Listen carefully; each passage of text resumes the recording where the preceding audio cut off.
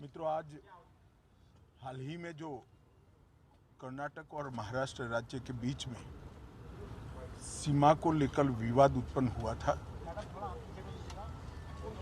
इस विवाद की समाप्ति और इसके संविधान सम्मत मार्ग के लिए मैंने महाराष्ट्र के मुख्यमंत्री, उप मुख्यमंत्री और कर्नाटक के मुख्यमंत्री, गृहमंत्री और वरिष्ठ साथियों को आज यहाँ पर बुलाया था। दोनों पक्षों के साथ भारत सरकार के गृह विभाग के ऑफिसर की उपस्थिति में बहुत अच्छे माहौल में बात हुई है। दोनों मुख्यमंत्रियों ने सकारात्मक अप्रोच रखा है और कुल मिलाकर इस बात पर सहमति हुई है कि डिस्प्यूट के रास्ते और डिस्प्यूट का समाधान लोकतंत्र के अंदर रोड पर नहीं हो सकता, संविधान सम्मत मार्ग से हो सकता है। तो अतः कुछ फैसले हुए हैं जो मैं आपको बताना चाहता हूं। सबसे पहले, जब तक सुप्रीम कोर्ट का इस बारे में निर्णय नहीं आता, कोई भी राज्य इसके बारे में एक दूसरे राज्य पर क्लेम या तो डिमांड जनरेट नहीं करेगा। दूसरा, दोनों राज्यों के मिलाकर दोनों ओर से 6 मंत्री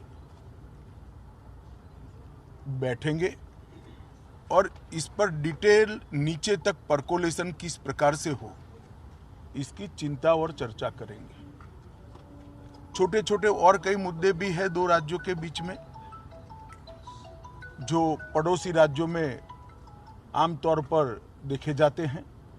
ऐसे मुद्दों का निवारण भी ये 3 मंत्री दो ओर से जो है वो ही करेंगे। दोनों राज्यों में कानून और व्यवस्था की परिस्थिति ठीक रहे, अन्य भाषाभाषी आबादी को या तो यात्रियों को या व्यापारियों को किसी भी प्रकार की परेशानी न झेलनी पड़े, इसके लिए एक सीनियर आईपीएस अफसर की अध्यक्षता में दोनों राज्य कमेटी बनाने के लिए सहमत हुए हैं, जो कानून और व्यवस्था को संविधान के हिसाब से ठीक रखने में प्रयास करेंगे। जब मामलों की चर्चा भी हुई तो ये भी ध्यान में आया है कि पूरे मामले में फेक ट्विटर ने भी बहुत बड़ा रोल निभाया है। कुछ फेक ट्विटर्स सर्वोच्च नेताओं के नाम से जनरेट किए गए और इसको फैला दिए गए हैं। और ये मामला बहुत गंभीर इसलिए है कि इस प्रकार के ट्विटर से दोनों ओर की जनता की भावनाएं उद्वेलित होती हैं और घटनाएं जन्म लेती हैं। तो तय हुआ है कि जहां जहां भी इस प्रकार के फेक ट्विटर के मामले सामने आए हैं, वहां पर एफआईआर रजिस्टर्ड की जाएगी और जिन्होंने किया है उसको भी जनता के सामने एक्सपोज किया जाएगा। तो एक बहुत अच्छा, एक प्रकार से सर्वसम्मत निर्णय आज की बैठक में हुआ है। इसके बाद मैं दोनों राज्यों के विपक्षी पार्टियों के मित्रों को भी इस देश के गृह मंत्री नाते अपील करना चाहता हूं, राजनीतिक विरोध जो भी हो, जो विपक्ष में बैठे हैं सरकार के सामने राजनीतिक कार्यक्रम ले सकते हैं, परंतु दोनों राज्यों की जनता के हित में और दोनों राज्यों की बॉर्डर पर अन्य भाषाभाषी जो लोग बस रहे हैं इनके हित में अब इसको कम से कम राजनीतिक मुद्दा न बनाया जाए।